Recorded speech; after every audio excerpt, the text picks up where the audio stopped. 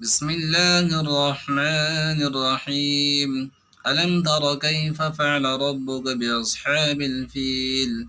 ألم يجعل كيدهم في تضليل وأرسل عليهم طيرا أبابيل ترميهم بحجارة من سجيل فجعلهم كعصف مأكول.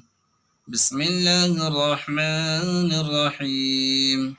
لإيلاف قريش إيلافهم رحلة الشتاء والصيف فليعبدوا رب هذا البيت الذي أطعمهم من جوع وآمنهم من خوف.